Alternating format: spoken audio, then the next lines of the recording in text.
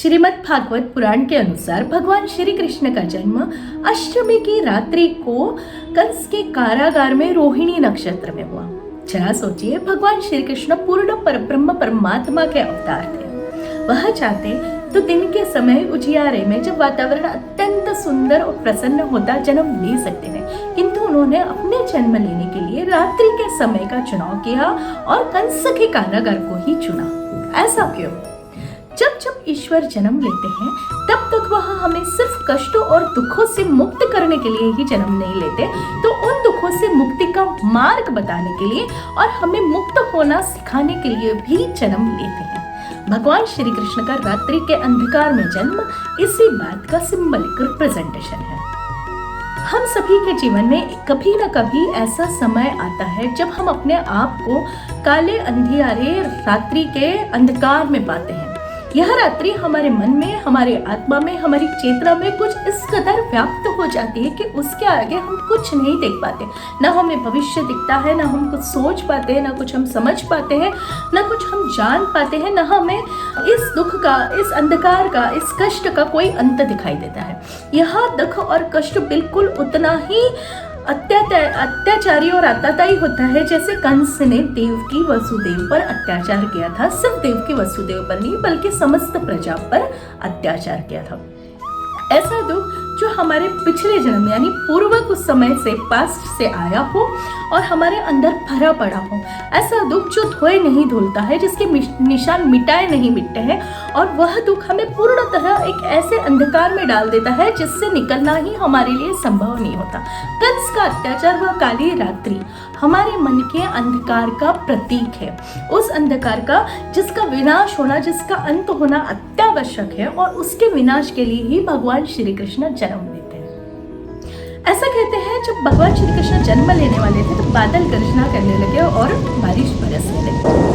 अब जब भी कभी ऐसा समय आता है जब हम पूर्ण अंधकार में हो और ईश्वर की कोई कृपा होती है, हम विचार करने लगते हैं, हम सोचने लगते हैं और हमारे मन में भाव अर्थात बादल उमड़ने घुमड़ने लगते हैं। और जब भी ऐसा कभी होता है तो इतिहास साक्षी है कि हम रोने लगते हैं, हमारे अश्रु बरसने लगते हैं। उस समय की बारिश भी इसी बात का द्योतक है कि मनुष्य है जो अपने अंधकार में इतना निमग्न था कि जब कुछ सोच समझ नहीं पा रहा था, लेकिन कृष्ण का जन्म होने के समय में उसके अंदर के जो मन के भाव हैं, जो भी मंथन था, जो भी विचार मंथन होना था, वो होने लगा और इस कारण से वह उसके अंदर से अश्रु बहने लगे, वह रोने लगा, उसकी चेतना खुलने लगी उन अश्रुओं में धुलकर। जैसे ही भगवान श्री कृष्ण का जन्म होता है, सारा वातावरण शांत और स्वच्छ होता है। अर्थात ही जब भी हमारे अंदर परब्रह्म परमात्मा की अनुभूति हमें होती है, हमें उनकी चेतना की अनुभूति होती है, हमारे अंदर दिव्य प्रकाश चमकने आने लगता है, हमें समझ में आने लगता है कि हम उसी परब्रह्म परमात्मा का स्वरूप है, हम उनके ही बनाए हुए, उन्हीं का अंश मात्र है। हमारे अंदर उनकी कृपा से, उन्हीं की सभी शक्तियों का बहुत ही सूक्ष्म रूप में पर निवास है। हम अपने जीवन को सफल और सुंदर कर सकते हैं। तब एक ज्योति प्रकट होती है, और जैसे ही ज्योति प्रकट होती है, सारा अंधकार समाप्त होने लगता है, सारा वातावरण आनंदमय होने लगते हैं, हम स्वयं आनंदमय होने लगते हैं। श्रीमद् भागवत के अनुसार जब भगवान श्री कृष्ण का जन्म हुआ, वसुदेव जी ने देखा कि उनके सामने भगवान विष्णु अवतरित हुए हैं अपने पूर्ण स्वरूप में। ये जो बालक है वो सारे ईश्वरीय गुणों से युक्त है। यह जो बालक है वो सारे ईश्वरीय गुणों से युक्त है। उसके अंदर ईश्वर के सभी गुणों का स्वरूप प्रकट पाता है, उसके अंदर से सारी ईश्वरीय चेतना प्राकट्य पाती है। यह ऐसा दिव्य पुत्र है जैसा स्वयं विष्णु ही हो या यह विष्णु का ही रूप है। यह सोचते ही या ज्ञान होते ही उनकी सारी पीढ़ियां खुल जाती हैं। जब मनुष्य अपने अंदर उस ईश्वरीय चेतना को, कृष्णत्व को जन्म लेता हुआ पाता है, जब मनुष्य अपने अंदर ईश्वर को जान लेता है, वो इससे जुड़ जाता है, वो उनसे मिल जाता है, कृष्ण को पा लगता है, कृष्ण को पा लेता है, तब उसके अंदर से अंधकार का विनाश होता है, उसके सारे बंधनों का नाश होता है। यह कौन से बंधन है? क्योंकि कृष्ण का जन्म, भगवान श्री कृष्ण का जन्म कारागार में हुआ था। यह कारागार कहाँ से आया? ये कारागार है वह कारागार जो हम अपने अंदर ही बना के रखते हैं। ऐसी बड़ी बड़ी दीवारें, ऐसी मोटी मोटी पत्थर की दीवारें जो किन्हीं न किन्हीं कारणों के कारण हम खुद ही स्वयं ही निर्मित कर लेते हैं अपने चारों ओर, और जिनसे बाहर निकलना हमारे लिए संभव नहीं होता। उन पर पहरा देने वाले होते हैं कंस के पहरेदार, अर्थात वह पहरेदार जिन्होंने हमें यह बताया है कि कंस अर्थात अत्याचारी राजा ही सत्य है। वह अत्याचार, वह दुख ही सत्य है जो हमें आज तक मिल रहा है, और हमारे अंदर से ईश्वरीय चेतना का विकास हो, हम आगे बढ़े, हम अपने पूर्ण रूप में आए, इस बात का हमें अधिकार नहीं है। जब जब ईश्वर के चेतना की जन्म की बात आएगी तब तक उसको मार के खत्म किया जाएगा। इस कारण सारी परिस्थितियों के कारण हमारे आसपास हमारे चारों ओर एक कारागार होता है जो बहुत मजबूत और बहुत बड़ी पत्थर की दीवारों से बना होता है। लेकिन जैसे ही कृष्ण का जन्म होता है, उन दीवारों के बाहर जाने का रास्ता, उस कारागार के बाहर जाने का रास्ता हमें मिल जाता है। कृष्ण के जन्म के होते हुए वसुदेव जी की बेड़ियां खुली, वही कंस के प्रहरी सो गए।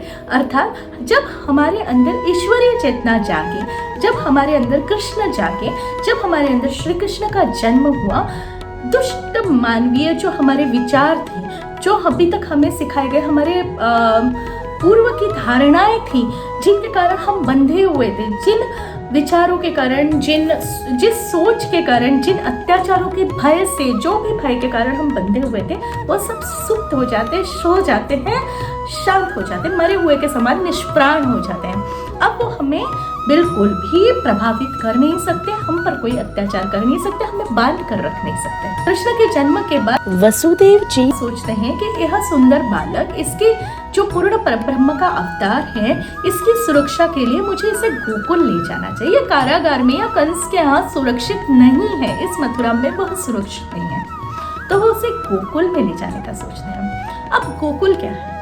गो शब्द संस्कृत का शब्द है। संस्कृत में गो का अर्थ है विचरण करने वाला, इसलिए गौ माता है जो सदा विचरती है, जिनके कारण इस पृथ्वी को, जो पृथ्वी पूरी चलती है, उसका पालन पोषण होता है। तो गो शब्द का अर्थ है चलने वाला, सतत चालायमान, जो चलता है, विचरता है, बढ़ता है, जो कभी रुकता नहीं है। गोकुल अर्थात ऐसी जगह जहाँ पर ब्लॉकेजेस की, रुकाव की, ठहराव की कोई जगह नहीं है। वह स्थान ऐसा है जहाँ पर सतत प्रगति है, क्योंकि हम जब चलते हैं, जब हम बढ़ते हैं, तभी सृजनशीलता जागती है, तभी विकास होता है, तभी हम आगे बढ़ते हैं, तभी जीवन आनंद से मग्न होता है, तभी हम उन्नति की ओर, अपने भविष्य की ओर बढ़ते हैं। तो गोकुल अर्थात ऐसी जगह जहाँ पर यह बालक अभी अभी जन्मा भगवान श्री कृष्ण अर्थात हमारे अंदर के कृष्ण, हमारी अपनी चेतना पूरी तरह सुरक्षित है, और उसको ऐसा वातावरण प्राप्त है कि वहाँ पर वो ग्रो कर सकता है, आगे बढ़ सकता है, और सुरक्षित वातावरण में सदा विचरण कर सकता है। कोई ब्लॉकेज या कोई ठहराव अब नहीं आएगा। ऐसी कथा है कि जब भगवान श्री कृष्ण गोकुल की ओर जाने लगे तो उन्हें यमुना नदी को पार करना था। वसुदेव जी ने कृष्ण जी को अपने मस्तक पर बिठाया हुआ था। यमुना को वो पार करने लगे तो यमुना नदी में बहुत उछाल आने लगा। यह यमुना नदी हमारे मन को दर्शाती है, हमारे मन के अंदर की भावनाओं को दर्शाती है। यह उस स्थिति को दर्शाती है जब मनुष्य मात्र ईश्वर को प्राप्त करने के लिए, ईश्वरीय चेतना को जागृत करने के लिए, परम ब्रह्म से मिलने के लिए आतुर होता है।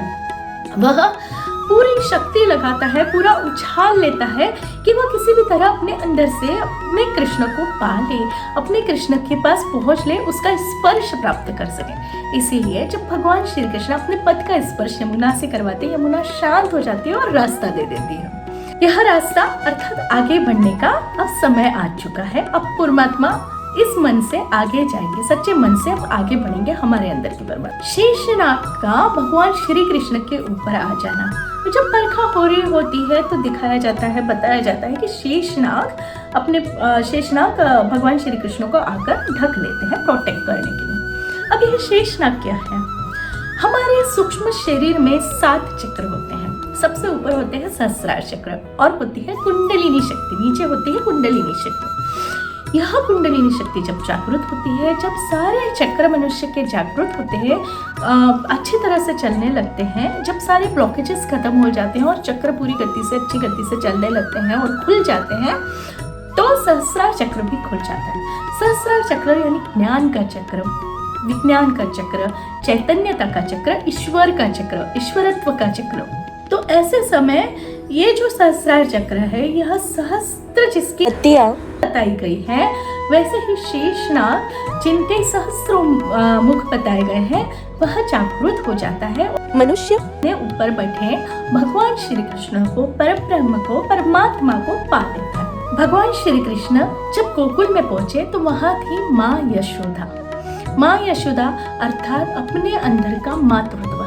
जब भी इंसान जन्म लेता है, जब भी इंसान पुनर्जन्म लेता है, उसी जन्म में रहते हुए पुनर्जन्म लेता है, फिर से जन्म लेता है, तब उसे किसी एक ऐसे मातृभाव की जरूरत होती है, माता की जरूरत होती है जो उसको संभाल ले, उसको सहेज ले, उसे गिरने पर उठा ले, समझा दे कि बेटा कोई बात नहीं, तुम गिरे हो तो फिर से उठ जाओगे, क्योंकि अब तो यात्रा प्रारंभ हुई है। तो यशोदा की बहुत ज़्यादा ज़रूरत है। कृष्ण अपनी सगी माँ को छोड़कर आए, मनुष्य अपने पुराने पिछले जो भी पास था उसको छोड़कर आए, अब उसे यशोदा माँ की ज़रूरत है। तो माँ की ज़रूरत हमेशा रहती है। जब जब अंदर से बालक का, कृष्ण रूपी बालक का जन्म होता है, तब तब यशोदा की आवश्यकता होती है। यहाँ यशोदा अपने स्वयं के अंदर के मातृत्व का रूप है। ऐसी माता जो कृष्ण को पालती है, संभालती है, उस पूर्ण चेतना परब्रह्म को माया देती है, लाड़ लड़ाती है और संभाल के लेती है। नंद शब्द का अर्थ होता है आनंद या संतोष। जब मनुष्य अपने पूर्ण स्वरूप को जानता है, वो कृष्ण से मिल लेता है, अपने अंदर के परमात्मा को जान लेता है, उनसे उसका मिलन हो जाता है, तब नंद बाबा आते हैं। नंद अर्थात आनंद आता है। मनुष्य संतोष से गोकुल में यशोदा की छाव में, नंद के प्रोटेक्शन में, आनंद में निमग्न होकर अपना विकास कर सकता है, ग्रो कर सकता है और आगे बढ़ सकता है। तो श्री कृष्ण भगवान का जन्म सिर्फ एक त्योहार या उत्सव नहीं है, यह उत्सव है हमारे अपने जन्म का। यह उत्सव है हमारी अपनी चेतना का, पूर्ण चेतना में समाहित होने का। भगवान श्री कृष्ण की श्रीमद् भागवत में कही हुई कथा सिर्फ कथा या कोई विवरण नहीं होकर वह सत्य है हमारा अपना। इसलिए कृष्ण का जन्म एक बार नहीं होता, वह बार बार होता है। भगवान श्री कृष्ण कहते हैं, यदा यदा ही धर्मस्य ग्लानिर्भवति भारत, अभ्युत्थानम अधर्मस्य तदात्मानं सृजाम्यहम्, परित्राणाय साधूनां विनाशाय च दुष्कृतां, धर्म संस्थापनार्थाय संभवामि युगे युगे। तो कृष्ण का जन्म एक बार नहीं होता, हर युग में होता है। और युग का अर्थ हमारे अंदर का युग। समय केवल वह नहीं है जो घंटों में, घड़ियों में, घटिकाओं में हमको दिखता है। समय वह है जो हम अपने अंदर जीते हैं। समय वह है जब हम हमारे अंदर से एक्सप्रेस होता है, हमारे लिए होता है।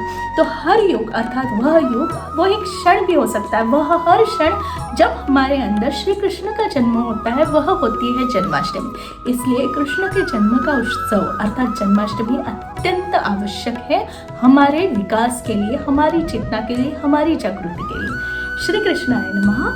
श्री कृष्णार्पणमस्तु।